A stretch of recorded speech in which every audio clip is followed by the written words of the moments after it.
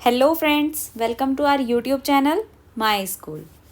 आज हम पढ़ने वाले हैं कुछ एग्जाम्पल्स। आपको याद होगा हमने अपने प्रीवियस वीडियोस में पेयर ऑफ लीनियर इक्वेशंस को सॉल्व करने के दो मेथड पढ़े थे। पहले हमने पढ़ा था ग्राफिकल मेथड, उसके बाद हमने पढ़ा था एल्जेब्रिक मेथड। एल्जेब्रिक मेथड में हमने 3 मेथड पढ़े थे।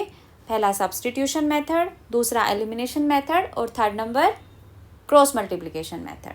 सो चलिए अब कुछ एग्जाम्पल सॉल्व करते हैं। इससे आपको हेल्प मिलेगी कि एग्जाम में कैसे क्वेश्चंस आते हैं और कैसे सॉल्व करते हैं, और आपको इजीली समझ भी आएगा। क्वेश्चन नंबर 1 क्या है हमारा? For which value of k will be the following pair of linear equation have no solution. अब हमें क्या दिया है क्वेश्चन में? हमें दो लीनियर इक्वेशन दी हैं जिसमें दो वेरिएबल हैं एक्स और वाई, और एक कांस्टेंट दिया है के, जिसकी वैल्यू हमसे पूछ रहा है और कह रहा है कि के की किस वैल्यू के लिए इस इक्वेशन के कोई भी सॉल्यूशन नहीं होंगे। सो चलिए शुरू करते हैं। सबसे पहले हमें करना क्या है? हमें जो दो इक्वेशन दी है, एक को हम इक्वेशन नंबर 1 लेंगे, दूसरी को हम इक्वेशन नंबर 2 मानेंगे। अब इसके बाद आपको याद होगा हमने अपने प्रीवियस वीडियो में एक टेबल पढ़ी थी। ये थी वो टेबल जिसमें हमने रेशोज़ को कंपेयर किया था इक्वेशंस के, और उस कंपैरिजन के बेस पर हमने ये फाउंड किया था इन इक्वेशंस के हमारे कितने सॉल्यूशंस होंगे। सो जब हमारा कंपैरिजन इस फॉर्म में आए, a1/a2 is not equal to b1/b2, तब हमारा क्या होगा? यूनिक सॉल्यूशंस होंगे। जब हमारा कंपैरिजन इस फॉर्म में आता है a1/a2 equal to b1/b2 is not equal to c1/c2, तो वो कौन सा केस होता है? पैरेलल लाइंस वाला, और उसके हमारे कोई भी सॉल्यूशन नहीं होते। और तीसरा केस क्या है हमारा? a1/a2 equal to b1/b2 is equal to c1/c2। यही है हमारा तीसरा केस। इस केस में क्या होता है? इसमें कोइंसिडेंट लाइन होती है। सपोज ये एक लाइन है इक्वेशन की और ये दूसरी इक्वेशन की लाइन भी इसी के ऊपर होती है। सो ये हमारा कोइंसिडेंट लाइन वाला केस होता है, और इसमें बहुत सारे सॉल्यूशंस हो सकते हैं उन इक्वेशंस के। ओके, आई थिंक आपको समझ आ गया होगा और रिवाइज भी हो गया आपका टेबल। सो चलिए अब सॉल्व करते हैं। अब अगर आप ध्यान से देखें, सो इस क्वेश्चन में दिया क्या है हमें? No solution. मतलब कौन सा केस बनेगा ये इस टेबल के अकॉर्डिंग? Case number 2। ये हमारा केस नंबर 1, ये 3। सो नो सॉल्यूशन के केस में हमारा कौन सा केस बनेगा? ये केस नंबर 3। तो हमें कौन सा जो हमने रेशियो कंपेयर किए थे, कौन सा कंपैरिजन लेना होगा? This one, a1/a2 equal to b1/b2 is not equal to c1/c2। So चलिए अब करना क्या होगा? हमारी जो दो इक्वेशंस हैं उसमें से हमें a1 b1 c1 और a2 b2 c2 की वैल्यू लिखनी होगी।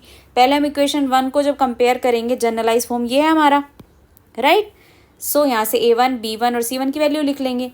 फिर इक्वेशन 2 को हम कंपेयर करेंगे, उसमें a2 b2 और c2 की वैल्यू आ जाएगी।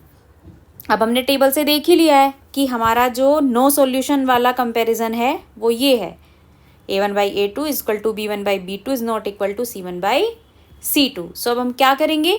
जो ये हमने a1 b1 c1 c2 और b1 b2 की वैल्यूज़ निकाली, उनको इस रेशो के साथ कंपेयर करेंगे। सो जो हमारा रेशो है a1/a2 इक्वल टू b1/b2, ये हम लेंगे और इसके साथ कंपेयर करेंगे। अब a1 a2 b1 b2 की वैल्यू है हमारे पास, तो इन वैल्यूज़ को इस फॉर्मूला में, इस रेशो में पुट कर देंगे। सो यहाँ से पुट करने के बाद हम क्या निकालेंगे? हम k की वैल्यू। सो क्या आया हमारा? 3k - 3 equal to 2k - 1। यहाँ से k की वैल्यू क्या आ जाएगी हमारी? 2। और हमसे पूछा क्या था क्वेश्चन में? k की किस वैल्यू के लिए इस इक्वेशन का कोई भी सॉल्यूशन नहीं होगा। सो क्या आंसर होगा कि k की वैल्यू अगर 2 होगी, सो इस जो ये सेट ऑफ इक्वेशन दिया है इसका कोई भी सॉल्यूशन नहीं होगा। आई होप आपको समझ आया होगा। सो चलिए अब लेते हैं अपना एग्जाम्पल नंबर 2। सो क्वेश्चन में क्या दिया है हमें? Solve the following pair of linear equation by the cross multiplication method। Cross multiplication method कौन सा था हमारा? जो हमने एल्जेब्रिक मेथड में 3rd नंबर वाला मेथड पढ़ा था, जिसमें हम क्रॉस मल्टीप्लाई करते थे, राइट। सो चलिए इसका सॉल्यूशन करते हैं। सबसे पहला काम हमें क्या करना है, इक्वेशन नंबर 1 और इक्वेशन नंबर 2 ले लेना है जो हमें इक्वेशंस दिए हैं क्वेश्चन में। अब क्या करना है, हमें क्रॉस मल्टीप्लिकेशन मेथड से इनको सॉल्व करना है। क्रॉस मल्टीप्लिकेशन मेथड हमारा क्या होता है, आपको याद होगा क्रॉस मल्टीप्लिकेशन मेथड का हमने एक जनरलाइज फॉर्मूला पढ़ा था। क्या था वो जनरलाइज फॉर्मूला, x अपॉन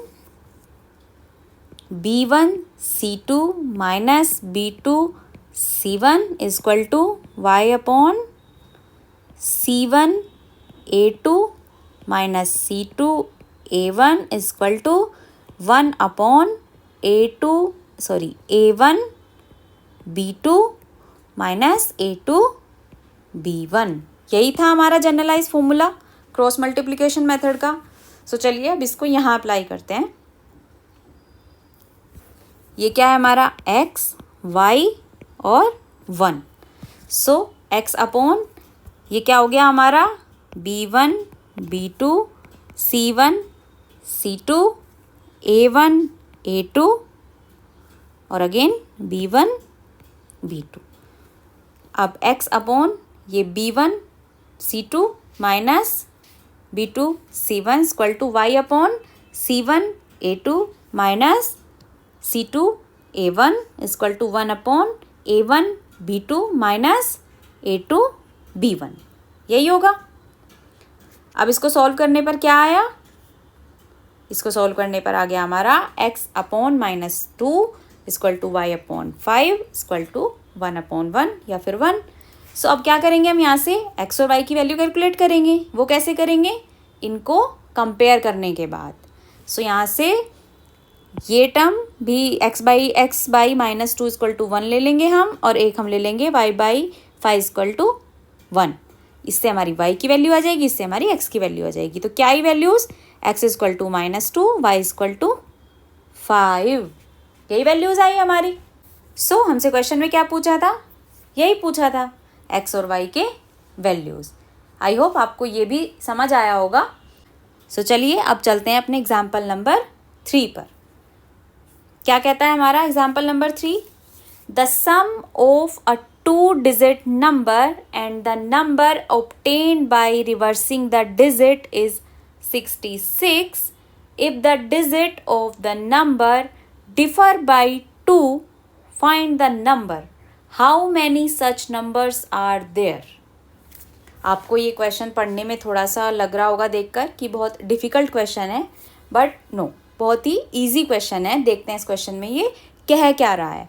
ये कहता है कि the sum of 2-digit number, कोई भी 2 डिजिट का नंबर है उसका sum, and the number obtain by reversing the digit. Suppose मान लीजिए एग्जाम्पल के लिए 21 नंबर है हमारा, 2 डिजिट का नंबर है, और इस नंबर की डिजिट को अगर हम रिवर्स कर दें तो क्या बन जाएगा, ये 12। इसने क्या दिया है, इन दोनों का सम क्या दिया है इसने, 21 + 12, हमने एग्जाम्पल लिया है 66। सिर्फ ये एग्जाम्पल है, राइट, जिससे कि आपको समझ आ जाए।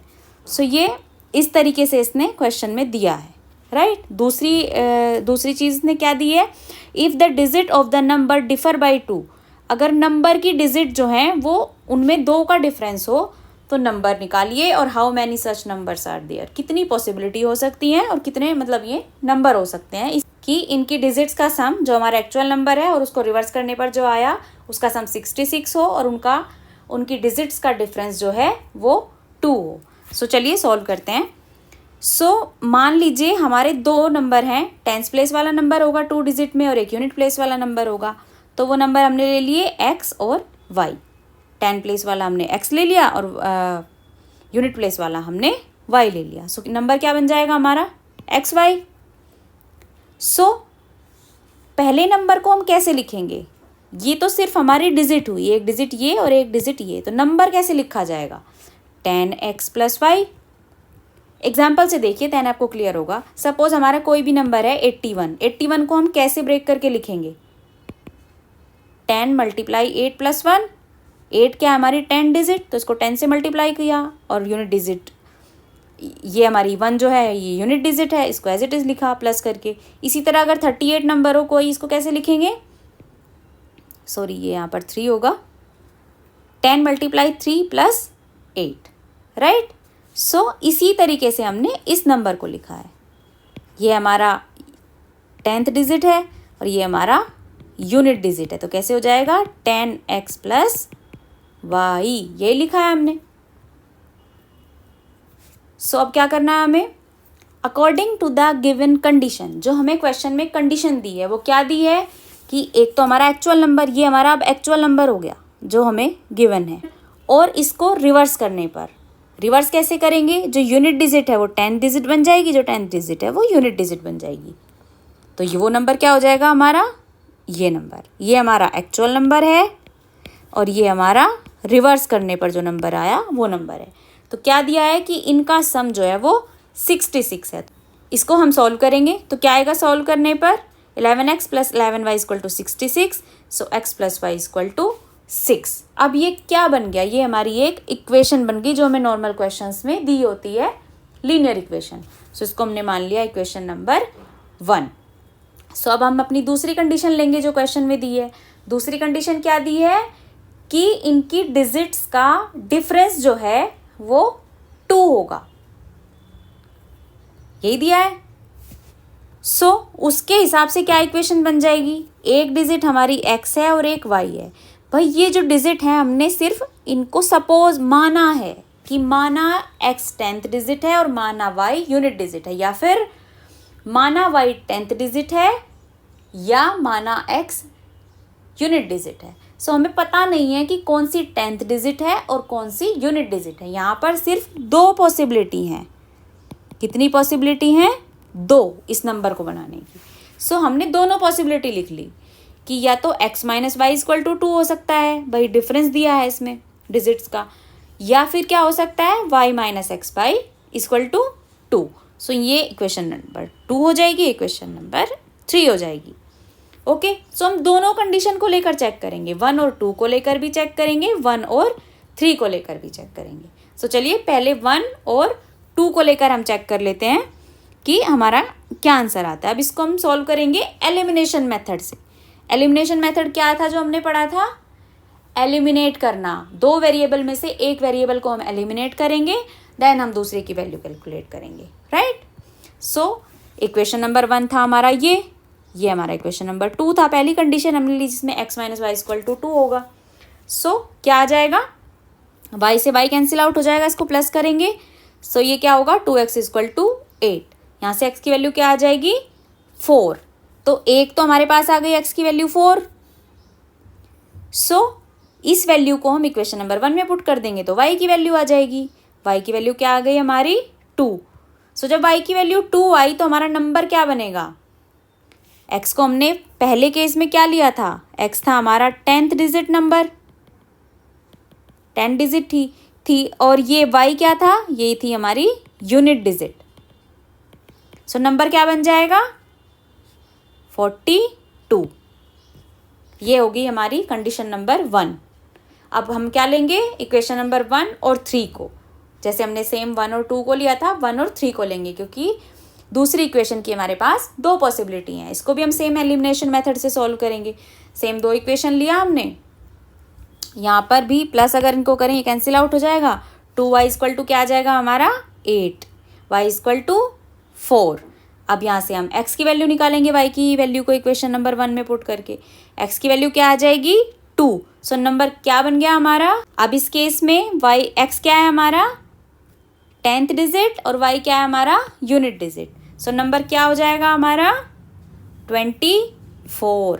सो हमारे टोटल कितने नंबर आए 42 एंड 24। ये 2 नंबर ऐसे नंबर है जो उन पॉसिबिलिटीज़ को फुलफिल कर रहे हैं, और 2 ही ये पॉसिबिलिटी भी होंगी इस केस में जो हमसे क्वेश्चन में पूछा था। ये भी पूछा था ना हमसे कि कितनी पॉसिबिलिटी हो सकती हैं इस कंडीशन को फुलफिल करने की, तो 2 पॉसिबिलिटी हो सकती है, और वो 2 नंबर क्या हो सकते हैं, या तो 42 या फिर 24।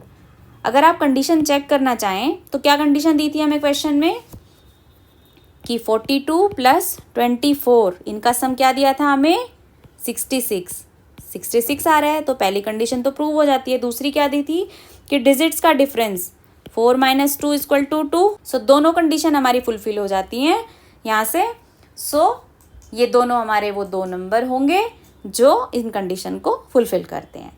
आई होप आपको एग्जाम्पल्स समझ आए होंगे, राइट। सो मिलते हैं अगले वीडियो में एक नए टॉपिक के साथ। तब तक के लिए thank you and bye bye, and please like, share and subscribe our YouTube channel.